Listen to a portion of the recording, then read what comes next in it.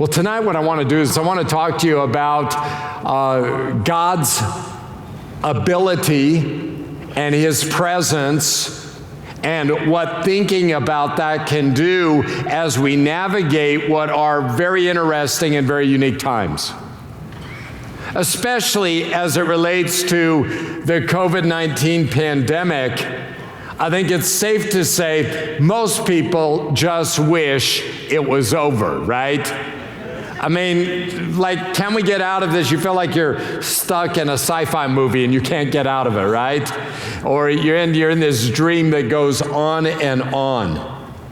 And I think subtly in people's hearts and minds, not only the idea of, I wish this were over, but I'd like my life back. And every now and then as you go through the week, it mounts up and you recognize either restrictions. Maybe you work for a company, there's travel restrictions, there's business adjustments. Maybe it's just the idea of wearing a mask. You're just like, you forgot your mask, got to get a mask. You're thinking, what a hassle, and you're going through that. Or maybe it's you're homeschooling your kids and it's something you never wanted to do, but now you're responsible in part or maybe in total for the education of your kids, and then there's just changes in the way things are done, and you add to that the elections and all that's happening there, the choice that's being made, what's going to happen to the country. I mean, because honestly, it's two very different visions. Who will be the president? Who will control the Senate?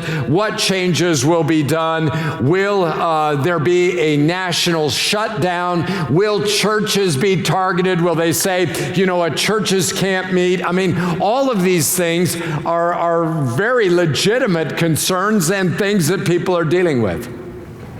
And what happens is, through the accumulation of that stress and that all of the questions and all the uncertainty, there is a weight of anxiety that most people maybe aren't aware of. They just know that they're feeling tense, that they find themselves short with people, or they find themselves responding in ways they might not have responded before, and maybe husbands and wives having tension. And if you think about it, you say, you know, our home hasn't been quite the same. Let me just say this, if any of that or all of that together is where you're at, you're not alone. Because this season of life in our world, in our country, is causing a great deal of anxiety and mental stress. They say that mental health apps went up the week of the election by 30%, people purchasing them. And they were already up 27% year to year. So people are trying to figure out how to cope. That's why tonight what I want us to do is in the presence of the Lord, and you made the right decision coming tonight, watching online, because the best thing any of us can do for our mental health and our spiritual well-being and our emotional well-being, and indeed I would suggest our physical well-being, is to be in the presence of the Lord. I mean, the psalmist said, better is one day in your courts than 1,000 elsewhere. God can do more as we're in His presence than we can do in a lot of effort and activity trying to do other things. Time in His presence, a vacation's a good thing, but time in His presence will do what a vacation never could do. So I'd like us to look at a very familiar psalm. It's Psalm 46. It's one of the great psalms in the Bible and really has impacted people throughout history.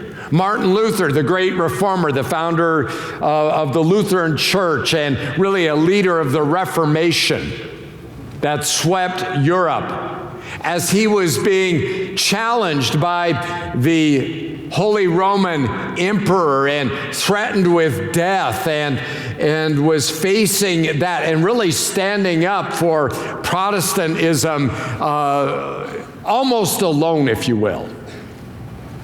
And feeling the threat of possible death, imprisonment, He was discouraged, at times depressed. He felt his world had been turned upside down, and he had a friend named Philip Melanchthon, and he would at times say to Philip, "Come, Philip, let us sing Psalm 46." And from that psalm, he wrote the great hymn, "A Mighty Fortress is Our God."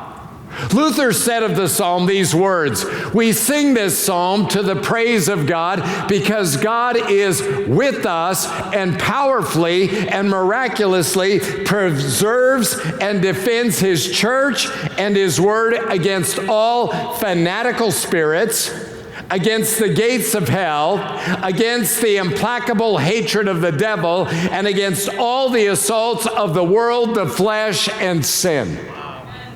That's a great statement. Because a lot of times Christians just think, oh, it's just life, and they don't realize there are fanatical spirits that are challenging you, that are attacking you, that are seeking to discourage you, that are putting thoughts before you. There is the implacable hatred of the devil. He hates you. He hates the church. He hates the gospel. He hates the cause of Christ. And then there are just the assaults of this world, the flesh, and sin. And Martin Luther said, this psalm is a great antidote for all of that. So if Psalm 46 will deal with all of that, then Psalm 46 is a very amazing psalm. So what I'd like us to do, we're going to walk through it. I'll make a few comments, then we're going to worship, and we're just going to thank the Lord and believe God is going to do exactly in our lives tonight what He did for Martin Luther when he and Philip would sing that psalm. Psalm 46 and verse 1 starts with, God is our refuge. I want to ask you tonight, what's your refuge? What's your source of security when you face uncertainty? As you look to the future, what is it or who is it that you take comfort in? Some people take comfort in their financial security. Well, I've planned well and I've saved well, or Social Security will be there and Medicare will be, and so I won't have any worries. I know I'm going to be okay because of that. Your security is that. Now, realizing that is nothing's guaranteed. Some people, their security is in skill, or their personal skill, their business acumen, their ability to hustle, their ability to work. Others take comfort in their personal connections, thinking it's not what you know, it's who you know, and if ever I need something, I can call in favors. Some take comfort in their circumstances. It works like this. Well, it may be bad, but at least my situation is not as bad as other people I know, or it's not as bad as it could be. Their refuge is in circumstances. Some take comfort in family or in friends, and hey, praise God for the people God puts around us. But people that God brings into our life should never be the primary source of our refuge. God is our refuge. The problem with all the other things, if God is not your refuge, the problem with every other thing you could make your refuge is it can be gone in an instant. Your world could be turned upside down in a moment without notice. The psalmist understands this. So the psalmist says, remember this, God is our refuge, not your bank account, not your job, not your family, not your circumstances, as wonderful as those may be, and as much as a gift from God as they are. God is our refuge. And he goes on and says this, He's our refuge and He is our strength. The psalmist knows that ultimately we need two things from God. We need a shelter from the attack. We need a place of refuge. And we need inner strength. And God provides both. He's our refuge and He is our strength. Look at it. The psalmist goes on and says, God is our. I love that. He's yours. He's mine. He's there for you. He wants you to understand that. Sometimes we forget it, and when we forget it, it causes us great stress and anxiety. But when we remember God is our refuge, God is our strength, He's there. He's a refuge, He's a strength, an ever-present help in trouble.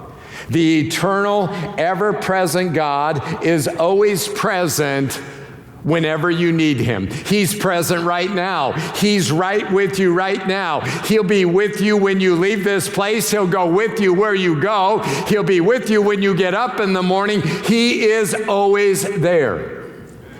What happens is some people, though, say, well, but what if things get really bad? And what causes people so much anxiety is they're thinking about a future that may never come.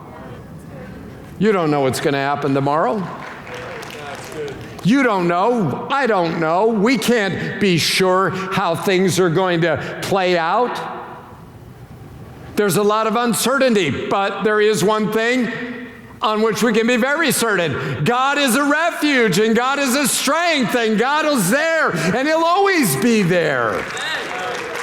You say, but what if things get really bad? Well, the psalmist answers that. Therefore, because of that, we'll not fear, though the earth give way and the mountains fall into the heart of the sea, though its waters roar and foam and the mountains quake with their surging, Selah. In other words, if you have a tsunami, if you have an earthquake, you don't have to be afraid. Why? Because God is an ever-present help in trouble. That's right.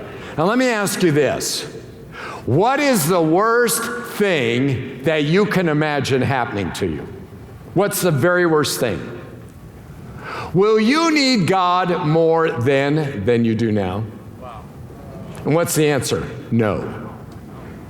Every one of us, if we really understood the reality spiritually of life, we would know we need God as badly in this moment. We need His ever-present help and strength right now, as much now as we will ever need it in anything we ever encounter.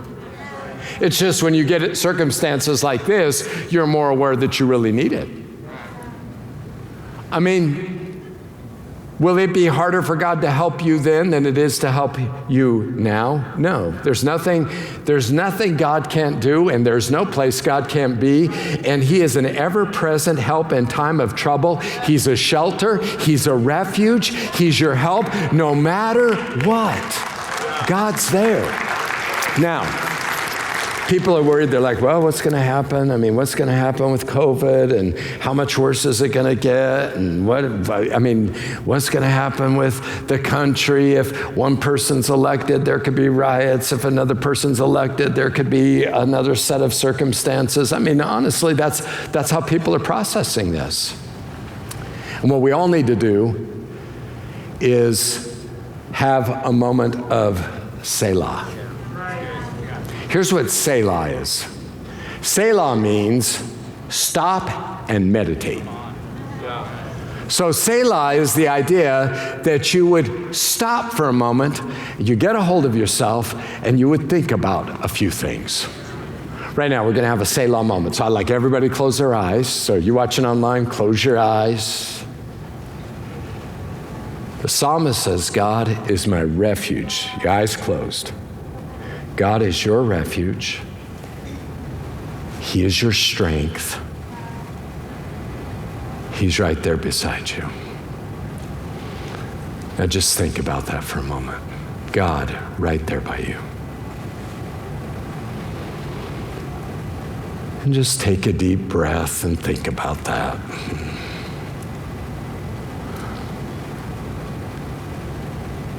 Selah. Isn't that good? You can open your eyes. I'm afraid some of you will go to sleep if I don't have you open your eyes.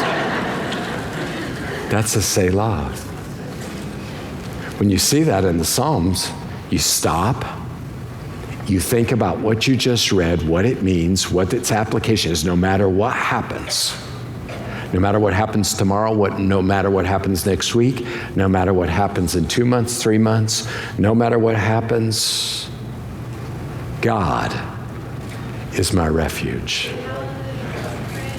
He's going to protect me on the outside, and He's going to renew me on the inside.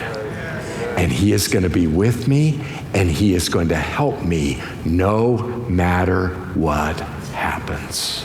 That's right. Oh, that's good to know, isn't it? And what we have to do is we have to constantly remind ourselves of this. Yes, we do, Pastor. This is the key to wholeness spiritually. This is the key to faith, that God is with you. God is right there. God will help you. This is how you're not afraid. You're thinking, God is there. And if God is there, it's going to be okay. It's going to be good.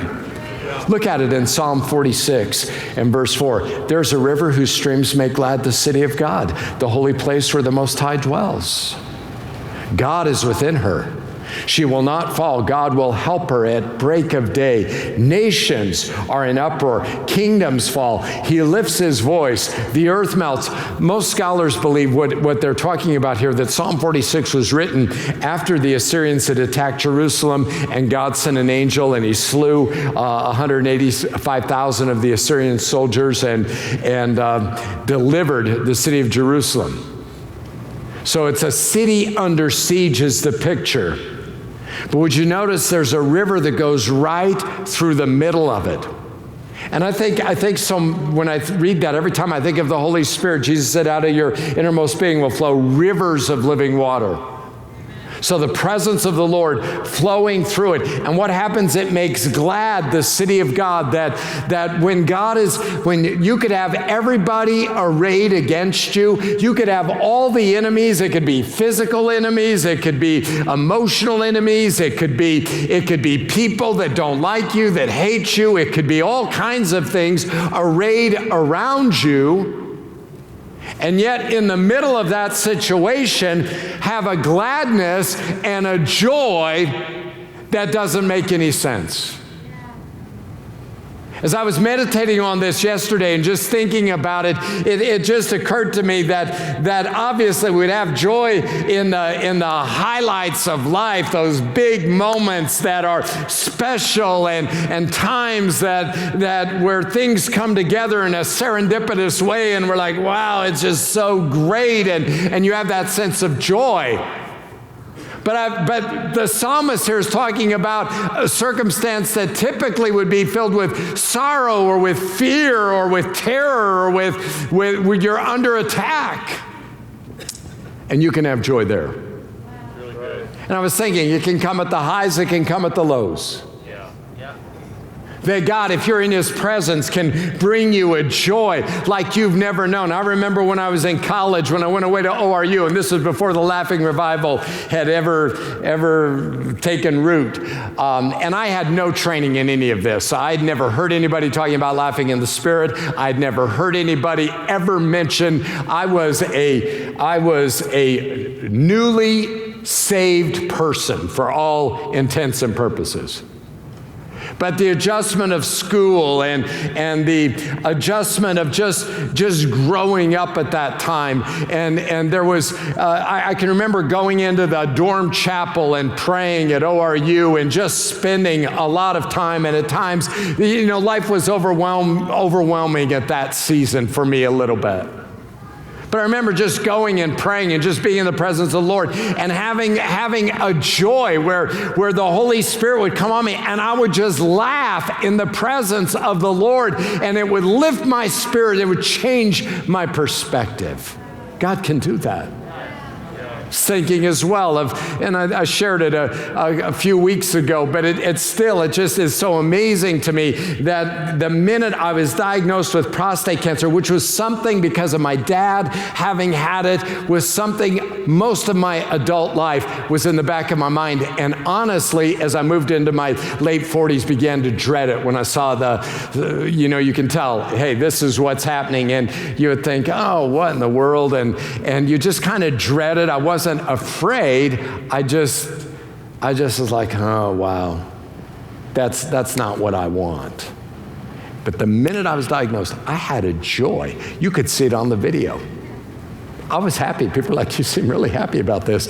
You know, I can't help it. I am. I have a joy. I'm not happy about the circumstance, but I'm and for the next 2.5 weeks, to have a joy that was unlike any joy I'd ever experienced in my whole life. I've never had joy like that. That's what he's talking about here. That God is an ever-present help in time of trouble. And let me just ask you this. What if you knew the thing you feared the most in your life, whatever it is that causes you anxiety right now, what if you knew that thing would bring you the greatest joy you had ever experienced or ever known? A joy the world can't give you and a joy the world can't take away. God can bring that kind of joy in the difficulties of life as you and I think on him. And listen, there's some here tonight and you desperately need that. Some of you need a baptism of joy. You need the Lord to come upon you and be the lifter of your head, to give you a garment of praise for the spirit of heaviness, to turn your sorrow into joy. God delights in doing that. Here's what the psalmist says after all of that chaos of that situation. The Lord Almighty is with us. The God of Jacob is our fortress. It's like a fortress up on a mountain that you can't penetrate, you can't get to. That's what God is. God is, when you think of it, you're a child of God. God says, I'm going to surround you. I'm going to make it where it's impossible for anybody to get at you. They may come at you, they won't get you. They may attack you, it won't succeed. In the words of Isaiah, no weapon formed against you will prosper. That's God's commitment to you. The Lord Almighty. The word Almighty really is probably not the best way to translate. It's a word in the mighty fortresses are God Sabaoth, Lord Jehovah Sabaoth. It's the Lord of hosts. It's the Lord of angel armies is really, the message translates it, the God of angel armies. That's probably the best. It's the Lord of an army, a large gathering of people designed to do warfare. Purpose to do warfare. It's not just God sitting among angels playing harp, so that's not bad. It's God leading an innumerable multitude of spiritual beings created and equipped to do battle, to accomplish his purposes and to defend his people. He's that God. He's with us. He's the God who says, nobody is going to touch you. You're the apple of my eye. I'm going to watch over you. I'm going to be with you. I'm going to help you. I will do battle for you. The battle is not yours. The battle is mine. Let me fight it. I will. I'm the God of angel armies. And then the psalmist says this, come and see the works of the Lord, the desolations he has brought on the earth. He makes wars cease to the ends of the earth. He breaks the bow, shatters the spear. He burns the shields with fire. In other words, God does this, and he does this, and he does this. And the psalmist is saying, listen, what you need to do as you're thinking of God being an ever-present help in time of trouble, as you're thinking of him being a refuge and a strength, as you're thinking of him being the God of angel armies, think of all the things he's done. Go through the Word of God. This is why it's so good to read the Bible. You know, when I watch people who have great faith, people who I'd really admire in the way they walk with the Lord, one of the things I notice is they talk about the Bible like it just happened. You ever been around somebody like that? You know, I was thinking about, you know, and they'll name a character and then they'll talk about it like it just happened yesterday. I love that. I admire that. I think, wow, the Bible is real to them. That's a good thing. Make the Bible real to you, and the Bible will never be real to you if you don't read it. And the Bible will never be real to you if you only read it occasionally. Get in there, watch what God did. See His mighty works. Watch how he delivered people. Watch how He helped people. Watch how He's faithful. Watch how He parts the Red Sea. Watch how He goes before them with a pillar of fire by night and a cloud by day. Come and see what He's done. And then begin to think about all the times He helped you, all the times He's gone before you. Begin to think about that. And then rather than getting all worked up and all stirred up because Fox News said this and CNN said that, turn the TV off. Amen. And verse 10, do this. Be still and know that I am God. Be still. Stop your striving. Stop your worrying. Stop trying to figure out the future. Jesus says that each day has enough trouble of its own. Isn't that the truth? Therefore, don't worry about tomorrow.